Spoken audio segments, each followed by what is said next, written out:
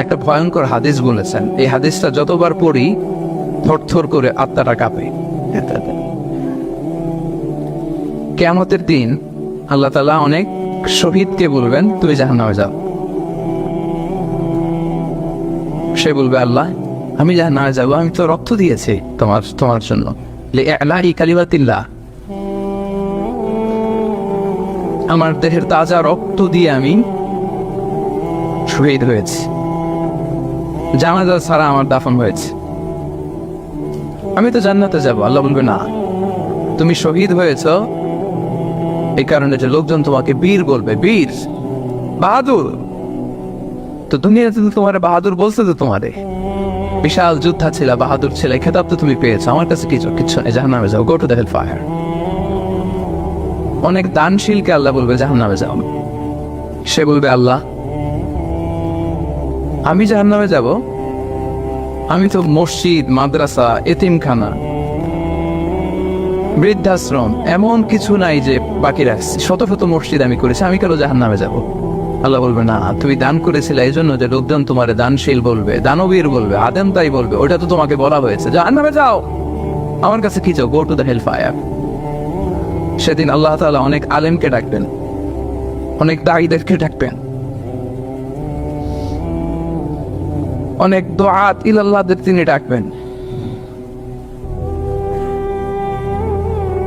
Because of Allah, you never know, but went down, and then we went out. সেদিন অনেক দুআত ইলাল্লাহদেরকে ডেকে আল্লাহ বলবেন যে তুমিও জাহান্নামে যাবে। সে বলবে, আল্লাহ কেন? আমি মানুষকে কোরআন শিখিয়েছি, আমি মানুষকে হাদিস শিখিয়েছি, আমার কথা শুনে অনেক নামাজ পড়েছে, আমার কথা শুনে অনেকে দাঁড়িয়ে রেখেছে, আগে সুদ খেত, আমার কথা শুনে সুদ বন্ধ করেছে, আমার কথা শুনে তো আল্লাহ এরা নামাজি হয়ে গিয়েছে। দ্য এন্টায়ার সোসাইটি সুদ বন্ধ করেছে, নামাজ ধরেছে, তারা ফরজ যাকাত দিত, আল্লাহ আমি কেন জাহান্নামে যাব? আল্লাহ বলবেন, তুমি এই দাওয়াতি কাজ করেছো, লোকজন তোমাকে বড় আলেম বলবে, লোকজন তোমাকে বড় সেলিব্রিটি বলবে, লোকজন তোমার নামে তাকবীর দিবে, তোমাকে বড় আলেম বলবে, বড় দাঈ বলবে। এটা তো বলা হতো তোমাকে দুনিয়াতে, আল্লামা বলে ডাকা হতো তোমাকে, বাহারুল উলুম বলা হতো তোমাকে, এনের সাগর, অনেক বড় দাঈ, অনেক বড় সেলিব্রিটি তোমাকে বলা হতো এই দুনিয়াতে। তো যা চেয়েছো তা তো পেয়েছো, আমার কাছে কি চাও? আমার কাছে তোমার জন্য কিছু নাই, go to the hellfire, তুমি জাহান্নামে যাও। আল্লাহ এরকম আলেম হওয়া থেকে আমাদেরকে তুমি বাঁচাও। আল্লাহ লোক দেখানো মানসিকতা, এই শো অফ থেকে আল্লাহ তুমি আমাদেরকে হেফাজত করো। তাহলে 4 নম্বর যে রোগ আমরা চিনে ফেলছি না, এটার নাম কি? রিয়া। নামাজ পড়তেছি, মানুষ আমার বড় মুসল্লি বলে, হজ করে আসছি যেন আমার নামের আগে আলহাজ লাগায়, যাকাত দিচ্ছি, যাকাতের শাড়ি লুঙ্গি, দানবীর, শিল্পপতি, এটা যেন বলে, জিহাদের ময়দানে গিয়েছি, ইসলামের জন্য মিছিল দিচ্ছি, যাতে মিডিয়াতে আমাকে সবার আগে দেখা যায়।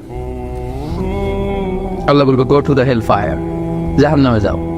এগুলো একটাও আমার জন্য করো নাই, তুমি যা চেয়েছিলে দুনিয়াতে তুমি সেটা পেয়েছো, আমার কাছে কি চাও? কিচ্ছু নাই আমার কাছে কখনোর জন্য, যাও।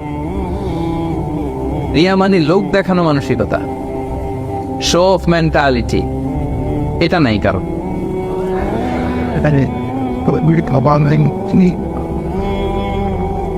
এটাও আছে। তো এই যে শো অফ মেন্টালিটি, প্রিয় ভাইরা, সম্মানিত ভাইরা, খেয়াল করে শুনেন, এই শো অফ করার মেন্টালিটি, এটা বড্ড ভয়ঙ্কর। লৌকিকতা, লোক দেখানো মানসিকতা, এবং সোশ্যাল মিডিয়ার কারণে এই ব্যাপারটা আরো ভয়ঙ্কর হয়ে গিয়েছে। নানা কারণে ভালো কাজগুলো শেয়ার করতে হয়, বিভিন্ন ইভেন্ট শেয়ার করতে হয়, কিন্তু জায়গাটা বড্ড পিচ্ছিল। যদি আল্লাহকে দেখাতে না চেয়ে মানুষকে দেখাতে চাওয়া হয়, ওইটা আল্লাহ কবুল করে না, এটা ভয়ঙ্কর।